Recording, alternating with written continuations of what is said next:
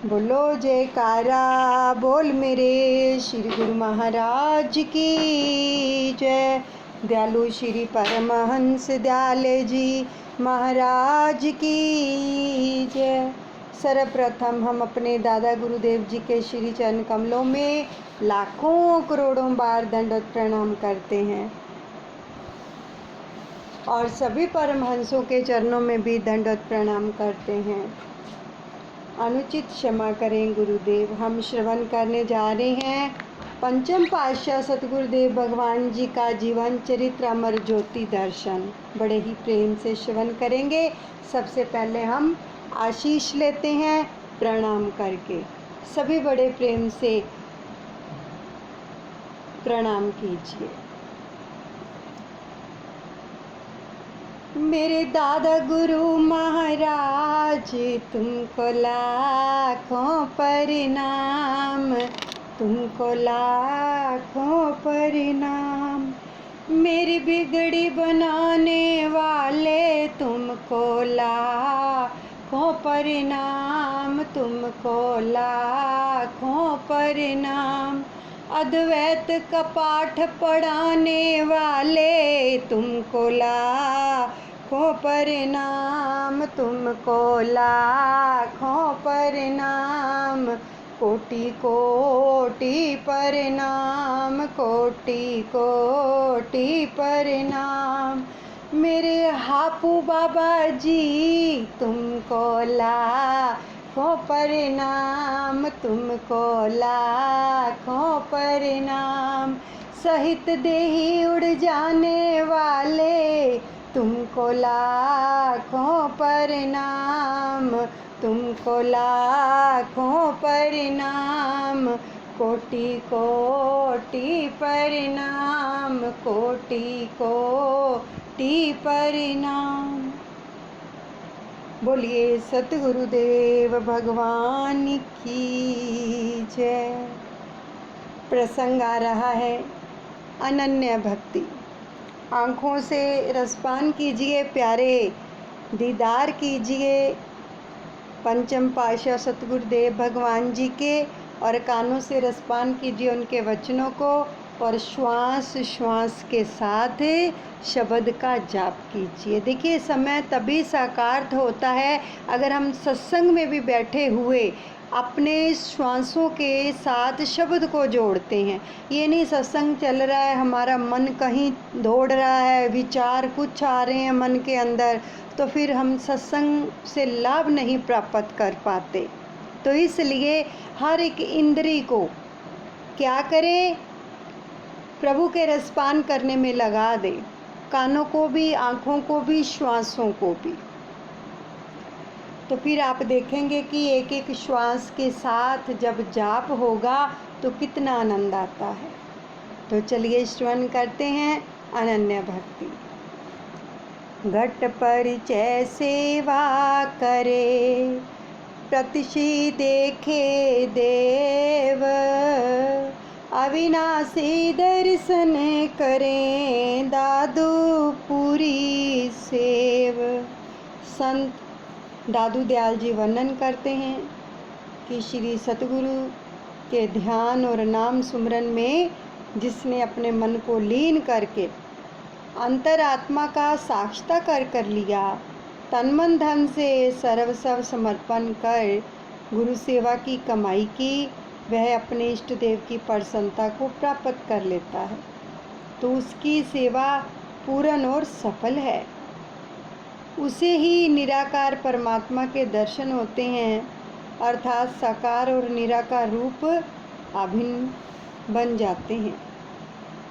गुरु भक्ति पथ पर अडिग पग रखकर जीवन पर्यंत एक रस प्रेम श्रद्धा से परिपूर्ण रहना ही अनन्य भक्ति का स्वरूप है। ऐसे अनन्य सेवक संत महात्मा गुरु भक्त अध्यात्म के इतिहास में अंकित हो जाते हैं। यहाँ पर कुछ एक का ही विवरण किया गया है।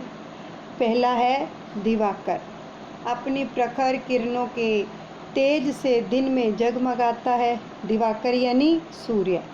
चंद्रमा रजत चांदनी बिखेरता हुआ रात्रि को जगमगाता है। एक साधक के अंतर मानस की तेजस्वी आभा उसके हर रोम रोम से छिटकने लगती है जब वह साधना में रत होता है। परंतु महापुरुष दिन रैन पल प्रति पल एक दिव्य अलौकिक नूर के प्रकाश से जगमगाते रहते हैं, जिसे उनके ज्योतिर्मय मुखमंडल को निहारने का सौभाग्य मिल जाता है। जो अपने ध्यान को उस स्वरूप में एकाग्र कर लेता है, उसका जीवन भी अलौकिक से जो है जगमगा उठता है। स्वरूप का जो ध्यान करते हैं, और स्वरूप क्या है? सतगुरु का स्वरूप, जिसका दर्शन करने से कि हमारे अंदर के अनेकों ही पाप नष्ट हो जाते हैं। और इतना तेजस्वी स्वरूप होता है महापुरुषों का कि जब हम उनका दर्शन करते हैं ना, तो हमारा जीवन जो है वो आलोकित हो जगमगा उठता है। तो ऐसी ही सौभाग्यशाली व अति विशेष रूहों में से एक थे महात्मा दर्शन अलखानंद जी, जिनका सारा जीवन गुरु भक्ति का एक जीवन उदाहरण रहा है।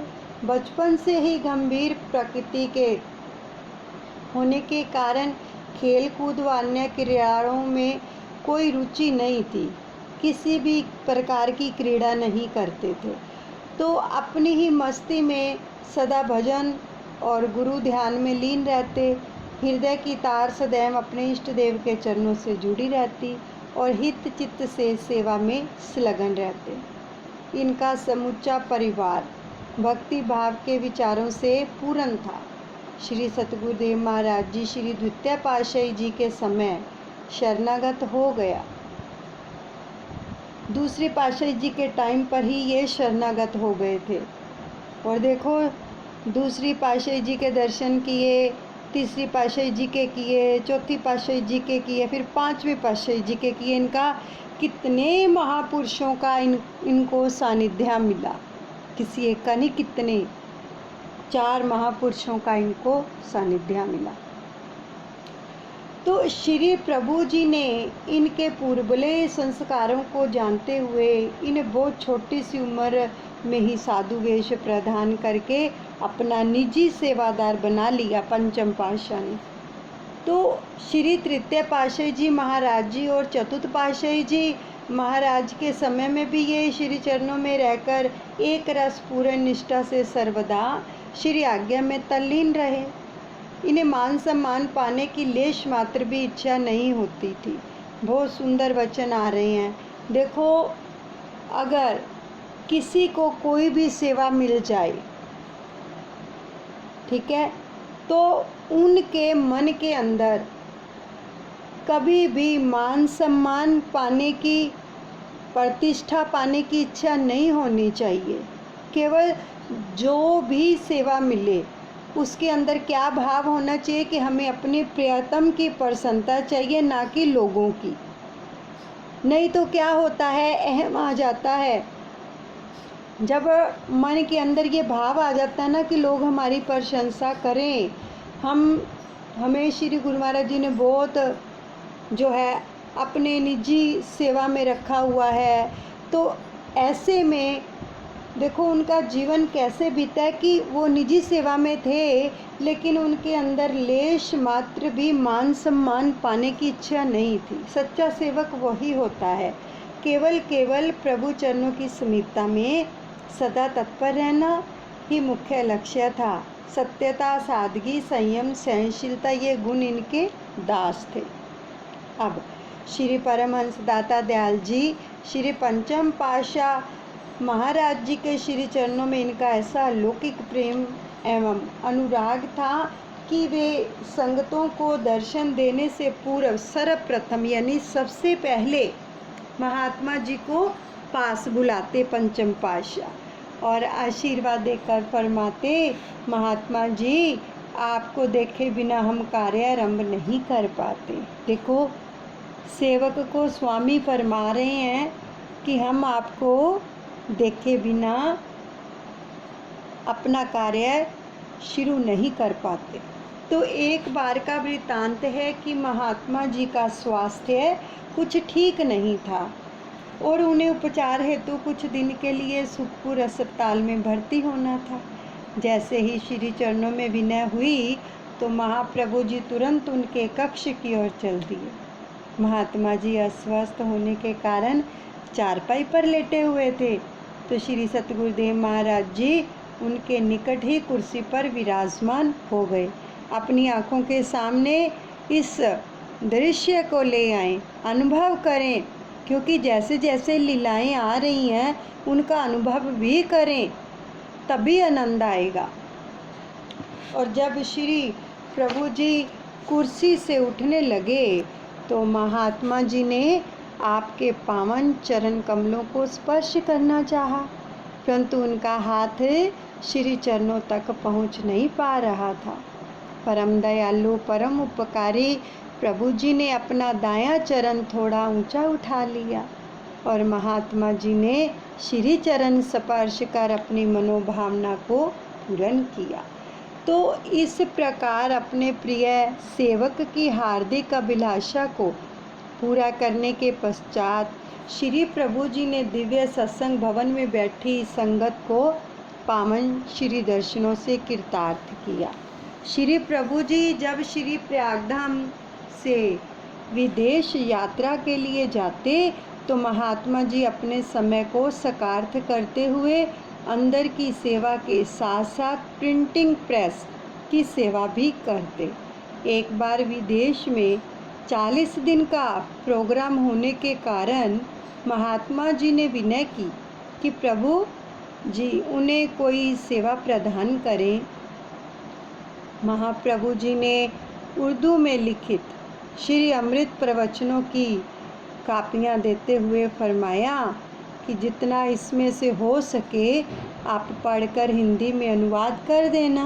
उर्दू में लिखे हुए थे वचन, और फरमाया कि बस जितना भी समय मिलेगा ना आपको तो इसका हिंदी में अनुवाद कर देना, हिंदी में लिख देना।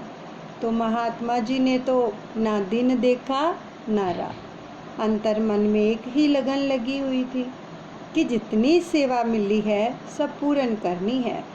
इसी धुन में प्रातः श्री आरती पूजा के पश्चात 7 बजे से लेके जब श्री आरती हो जाती सुबह की 7 बजे समाप्ति हो जाती, तो वो 7 बजे से लेके रात्रि के 12 बजे तक अविराम लगे रहते, यानी आराम भी नहीं करते, और इस सेवा कार्य को पूर्ण किया जितनी कापियाँ दे गए थे प्रभु। तो महाप्रभु जी ने श्री प्रयागधाम में पहुंचकर जब जब कापियों का अनुवाद हिंदी में पाया तो मुस्कुराते हुए फरमाया, महात्मा जी कार्य तो बहुत अधिक था, आपने अपनी तीव्र लगन और परिश्रम से इसे इतनी जल्दी पूर्ण कर दिया। समय आने पर आपकी सेवा का सौभाग्य पाकर ये अमृत वचन पावन ग्रंथ में प्रकट हुए। तो श्री सतगुरुदेव महाराज जी के अनन्य अनुरागी प्रेमियों के लीला प्रसंग अधिकतर गुप्त ही रहते हैं। महात्मा जी अपने प्यारे श्री प्रभु जी के श्री चरणों में अंतिम क्षणों तक उनकी मधुर लीलाओं का रसपान करते हुए तन प्राण से श्री दरबार की सेवा करते हुए श्री चरणों में समा गए। दूसरा है महात्मा सुखात्मानंद जी। सभी को याद है ना, महात्मा सुखात्मानंद जी की आवाज़ बहुत ही मधुर थी और इतनी प्यारी थी। जब भी कोई भी अनाउंसमेंट करनी होती थी ना, तो रात को दर्शनों के टाइम भी सबको याद होगा, ऐसे ही दर्शन खुले होते थे, तो जब माइक में बोलते थे तो ऐसे ही इतनी प्यारी आवाज़, सौभाग्यशाली करके बोलते थे वो, है ना। तो ये सुखात्मानंद महात्मा जी जो हैं ये श्री द्वितीय पातशाही जी के समय शरणागत हुए थे। जब दूसरी पातशाही जी विराजमान थे ये तभी शरणागत हो गए थे।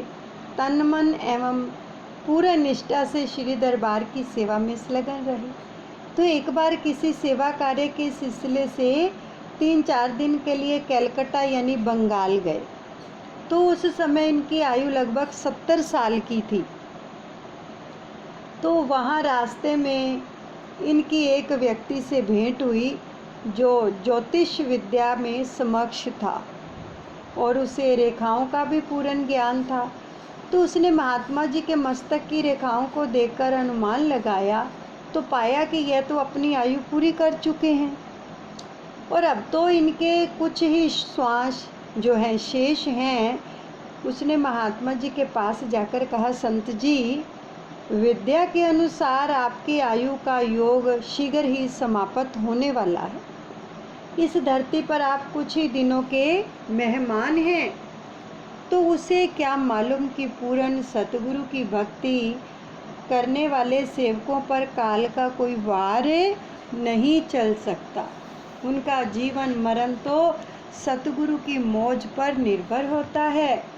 परम संत श्री कबीर साहिब जी अपनी वाणी में वर्णन करते हैं, दात धनी याचे नहीं, सेवा करे दिन रात, रामा सेवा करे दिन रात।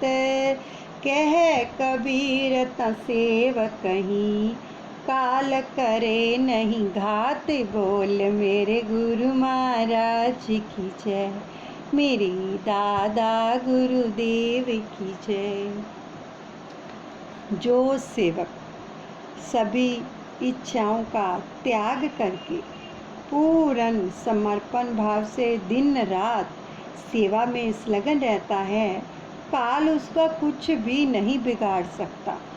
महात्मा जी ने विनम्र भाव से उत्तर दिया, जो मेरे सतगुरु को स्वीकार है, उनके आदेश के बिना काल मेरा बाल भी बांका नहीं कर सकता। देखो अपने सतगुरु के ऊपर कितना विश्वास है। तो इतना कहकर महात्मा जी ने वहीं से प्रस्थान किया।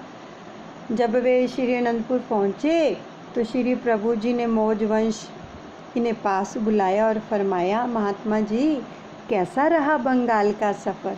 कोई परेशानी तो नहीं हुई? तो महात्मा जी ने विनय की, नहीं महाराज जी, आप जी की कृपा से कोई कठिनाई नहीं आई।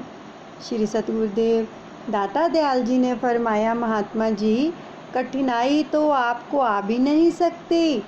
आपने मौजवंश अपने दोनों कर कमल महात्मा जी के सर पर रखते हुए सहज स्वभाव से ये वचन किए।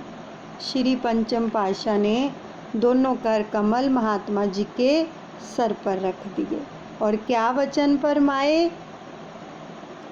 आप जब तक चाहें इस धरती पर रह सकते हैं, काल भी आपके वश में रहेगा। श्री परमहंस दयाल जी आपके साथ हैं। देखो कितने सुंदर वचन फरमाए। श्री परमहंस दयाल यानी दादा गुरु महाराज जी आपके साथ हैं। अपने इष्ट देव की कितनी बड़ाई करते हैं पंचम पातशाह। अपने को कभी नहीं जनाया। सारा श्रेय किसको देते हैं? दादा गुरु महाराज जी को, क्योंकि दादा गुरु महाराज जी पंचम पातशाह के इष्ट देव हैं। तो इन श्री वचनों को श्रवण कर वहाँ उपस्थित सब गुरुमुख हतप्रभ रह गए और महाप्रभु जी के पावन आशीर्वाद के फलस्वरूप महात्मा जी 100 वर्ष की आयु से भी अधिक समय तक सेवा करते हुए श्री चरणों में लीन हो गए। जब गए थे देखो इनकी आयु 70 साल की थी और वो क्या कह रहा था ज्योतिष कि आपकी आयु समाप्त होने वाली है, कुछ ही दिनों के मेहमान हो। तो श्री गुरुभाई ने क्या फरमा दिया कि जितना जी चाहे इस धरती पर रह सकते हो, क्योंकि श्री परमहंस दयाल दादा गुरुदेव जी आपके साथ हैं।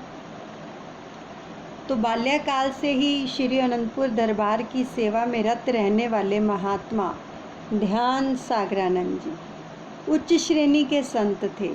भक्ति भावनाओं से ओत प्रोत उनका जीवन आदर्श जीवन था। वे श्री आज्ञा के अनुसार जो सेवा मिलती उसे तत्परता से जो थे उसमें संलग्न हो जाते। इसके साथ साथ वे समय के भी बहुत पाबंद थे। प्रातः स्मरणीय श्री श्री 108 श्री तृतीय पातशाही जी महाराज जी ने कुछ समय तक उनकी जो सेवा थी वो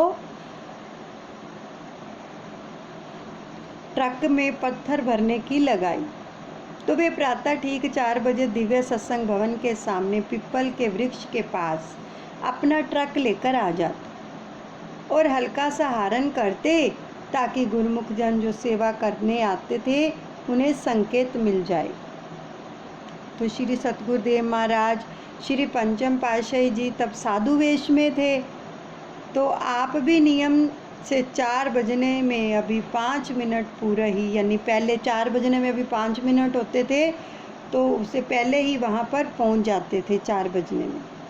तो महात्मा जी को इस सेवा में पूर्ण तौर से सहयोग देते। जितना समय ये सेवा होती रही आपने भी इस सेवा में पूरा भाग लिया। महात्मा जी सन 1930 में अपने माता पिता के साथ बहुत छोटी आयु में ही श्री अनंतपुर आ गए थे। महात्मा ध्यान सागरानंद जी 1930 में ही आ गए थे, आयु बहुत छोटी थी तब उनकी। तो उस समय सुविधाओं के अभाव में यहाँ घने वनों में रहना सुगम नहीं था, क्योंकि इतनी सुविधाएं नहीं थी तब। तो इतनी छोटी अवस्था में अपने पूरे जीवन काल तक एक रस एवं एक निष्ठ होकर सेवा भक्ति की। श्री सतगुरुदेव महाराज जी जो भी सेवा जिम्मे लगाते उसे अत्यंत श्रद्धा और हित चित्त से पूर्ण करते। श्री अनंतपुर के निर्माण कार्य में भी महत्वपूर्ण योगदान दिया। श्री अनंतपुर जो था और श्री अनंतसर के चारों ओर की जो सड़क बनाने का कार्य करवाया और भक्तों की ओर कई आवास स्थान बनवाए। सत्संग प्रचार की सेवा को भी प्राणपण से निभाया। तो एक बार श्री तृतीय पातशाही महाराज तहसील बिलारी में स्थित अभनपुर ग्राम में विराजमान थे। श्री मौज से महात्मा जी को वहाँ से हारमोनियम सीखने के लिए भेजा। हारमोनियम सीखकर जब वापस पहुँचे तो महाप्रभु जी बहुत प्रसन्न हुए और उन्होंने वचन फरमाए कि अब दरबार में संगीतकारों की कमी नहीं रहेगी। जिसने भी महात्मा जी से हारमोनियम सीखने की इच्छा प्रकट की उन सबको इसमें निपुण किया। अब अभनपुर से श्री प्रभु जी के साथ महात्मा जी ट्रेन के द्वारा श्री अनंतपुर की ओर आ रहे थे। तो मार्ग में एक स्थान पर ट्रेन रुकी। सामने दीवार पर उर्दू भाषा में एक पंक्ति लिखी हुई थी। तो महाप्रभु जी ने पूछा कि उर्दू जानते हो? तो उन्होंने विनय की, जी महाराज जी, पढ़ भी लेता हूँ। तो श्री प्रभु जी ने फरमाया कि सामने लिखी वे पंक्ति पढ़ो। लिखा था, खुदा की मोहब्बत है और मोहब्बत ही खुदा है, खुदा ही मोहब्बत है और मोहब्बत ही खुदा है। जब ये पंक्ति पढ़कर सुनाई तो श्री वचन हुए कि यही जीवन की सच्चाई है, बाकी सब मिथ्या है। जिसने प्रेम किया उसने ही वास्तविकता का अवलोकन कर पारब्रह्म परमेश्वर को अपने घट में विराजमान पाया। इन अनमोल वचनों को अपने हृदय में धारण करके श्री प्रभु जी की अपार प्रसन्नता को प्राप्त किया। सबको विदित ही है कि श्री सतगुरुदेव महाराज श्री पंचम पातशाह जी श्री आरती पूजा के समय श्री मंदिर में प्रवेश करते ही नित्य प्रति ने आशीर्वाद प्रदान करते हुए निज कर कमलों से प्रसाद देते। तो ये अंतिम क्षणों तक श्री दरबार की निष्काम भावना से सेवा करते हुए गुरु चरणों में लीन हो गए। अब चौथा है श्री अनंतपुर दरबार में स्थायी रूप में रहने वाले महात्मा अमिट संतोषानंद जी। बहुत ही सरल हृदय के थे और सदैव आत्मिक आनंद की मस्ती में लीन रहते थे। श्री अनंतपुर में उनकी सेवा श्री मंदिर जी में लगी हुई थी और वे सदैव पूजा अर्चना करने के पश्चात वहाँ पर सफाई का कार्य करते और भजन ध्यान में लीन रहते। महात्मा जी को सदा ध्यान लीन अवस्था में रहते हुए देखकर एक भगत जी ने उनसे पूछा, महात्मा जी आपको कुछ दिखाई भी देता है? कभी अंदर प्रकाश को भी देखा है कि ऐसे ही सारी ज़िंदगी गुजार रहे हो? देखो इन वचनों को ज़रूर सुनो। बहुत सारे लोग हैं ना जो कहते हैं हमें अंदर कुछ दिखाई नहीं देता, और उनके प्रश्न का उत्तर यहाँ पे मिलेगा।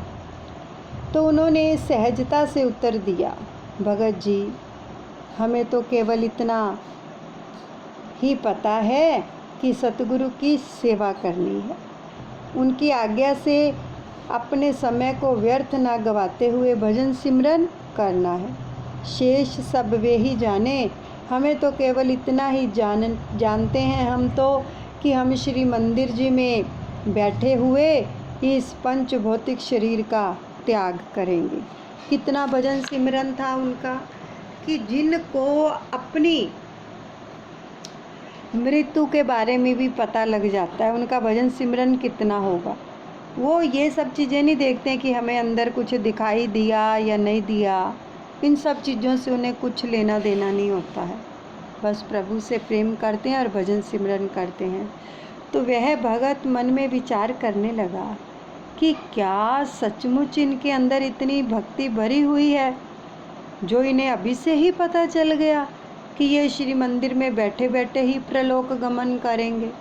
परंतु परोक्ष रूप में कहने लगा, महात्मा जी यह जरूरी नहीं है कि आपका यह ख्याल पूर्ण हो। उन्होंने उत्तर दिया, प्रभु की इच्छा से सब कुछ पूरा होकर ही रहेगा, समय आने पर तुम स्वयं ही इसको जान लोगे। उस भगत के दिल में यह बात घर कर गई और उसने यह निश्चय किया कि वह इस बात को सदैव स्मरण रखेगा कि क्या अंतिम समय उनका यह संकल्प सचमुच पूर्ण हुआ। तो श्री सतगुरुदेव महाराज जी कभी कभी महात्मा जी को श्री प्रयागधाम व श्री संतनगर में साथ ले जाते। श्री प्रयागधाम में इनकी सेवा रोटी खिलाने वाले लंगर में लगती थी, तो यह सिर पर खजूर के पत्तों से बनी बंद टोकरी में रोटी रख कर लाते और साथ में ही ये गाते, रोटी खा लो मेरे भाई, रोटी खा लो मेरे भाई। सतगुरु के भोग का इसमें है अमृत भरा, 36 व्यंजन से बढ़कर रस है इसमें, आनंद है, ताकत है इसमें, संदेह नहीं जरा। देवता ऋषि मुनि भी इस लंगर को खाने को तरसते हैं, और यहाँ पर देखो यही लंगर परोसा हुआ मिलता है। जिस समय महात्मा जी भगत महात्माओं को प्रेम सहित भोजन खिलाते, तो सबके मुंह से यही निकलता कि सचमुच ही इनके हाथ से खाना अत्यधिक स्वादिष्ट और मधुर लगता है। जितनी इनकी मीठी जुबान, उतना ही माधुर्य इस भोजन में प्राप्त होता है। अब देखो, जो कोई भी किसी को भोजन परोसता है, ठीक है, उसके मन के अंदर जो विचार होते हैं वो कितना बड़ा कार्य करते हैं और सामने वाले पर कितना प्रभाव पड़ता है। ज़रा सोचो, हम भी जब अपने घर के सदस्यों को भोजन परोसते हैं तो क्या हमारे मन के अंदर भी इतना ही आनंद होता है, या जल्दी जल्दी में गुस्से में आकर परोसते हैं तो सामने वाले पर प्रभाव क्या पड़ेगा। यहाँ पर इन वचनों को पकड़ लो कि महात्मा जी क्या गुनगुनाते थे और साथ में कितना मीठा बोलते थे, प्रभु का ध्यान करके सबको बांटते थे, तो उनको आनंद तो आएगा ही। इसलिए हमें भी क्या करना चाहिए, हमारे घर के जितने भी सदस्य हैं जिनको हम भोजन परोस के देते हैं, साथ में नाम जाप करके दें, प्रभु का ध्यान करके दें और खुश होकर दें। खुश होकर, चेहरे पे मुस्कान होनी चाहिए। तो वो भोजन जब उनके अंदर जाएगा तो वो भी रंग लाएगा, उनको खुशी देगा, ताकत देगा, सिमरन करने की शक्ति देगा। तो सादी दाल रोटी में भी पकवान जैसा स्वाद आने लगता है। शरीर की ताकत भोजन खाना और आत्मा की खुराक है। भक्ति कमाना, आत्मा की खुराक है भक्ति कमाना, शरीर की ताकत है भोजन। अब इस प्रकार श्री प्रयागधाम में भी लंगर की सेवा तन मन से करते। तो श्री दरबार में श्री सतगुरुदेव महाराज जी महात्मा जी को एक बार श्री संतनगर ले गए। श्री संतनगर में भी इनकी सेवा खिलाने वाले लंगर में थी। हित चित्त से सेवा करते हुए ये श्री मंदिर में श्री आरती पूजा के लिए गए और इनकी उच्च भावना और दृढ़ संकल्प से इनका लक्ष्य संपूर्ण हुआ। श्री आरती और विनती करने के पश्चात महात्मा जी ने दंडवत वंदना की। हुक्मनामा पाकर खड़े हुए तो श्री परमहंसों के दिव्य स्वरूपों का श्री ध्यान करते हुए सामने की ओर वाले जंगले को पकड़कर चौकड़ी लगाकर वहीं पर बैठ गए।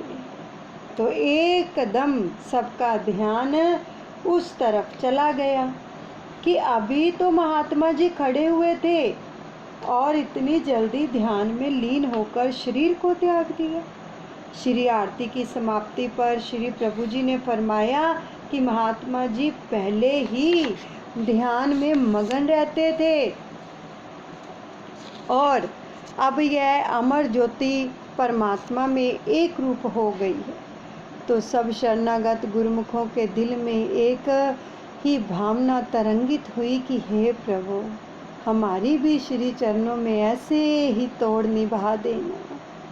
श्री संत नगर ने से कुछ गुरुमुख श्री दर्शन करके श्री अनंतपुर में आए और उन्होंने जब बताया कि वे महात्मा जी शरीर छोड़ गए हैं जो श्री अनंतपुर में पुजारी थे, तो वह भगत जिसने पहले महात्मा जी से यह सुना था कि श्री मंदिर में शरीर छोड़ूंगा, वह उन गुरुमुखों के पास गया और पूछने लगा कि उन महात्मा जी ने कैसे शरीर छोड़ा। उन गुरुमुखों ने सारा वृत्तांत कह सुनाया। श्री संत नगर के श्री मंदिर में श्री दर्शन करते हुए वे ध्यान लीन हो गए। प्रभु से प्रार्थना करें हम भी कि प्रभु, हमारा भी जब अंतिम समय आए तो आप हमारे सामने हो और हमारे प्राण पंखेरु उड़ जाएं। आपका सानिध्य हमें प्राप्त हो, ये अभिलाषा जरूर होनी चाहिए। इसलिए तो हर रोज विनती करते हैं ना कि जीवन यह मेरा बीते तेरी सेवा करते करते, मेरे तन से प्राण निकले तेरा ध्यान करते करते। तो ये अभिलाषा तो हम सबकी होनी चाहिए। यहीं पर हम सत्संग को विश्राम देते हैं। दादा गुरु महाराज जी अनुचित क्षमा करें। बोलो जयकारा बोल मेरे श्री गुरु महाराज की जय। श्री परमहंस दयाल जी महाराज की जय।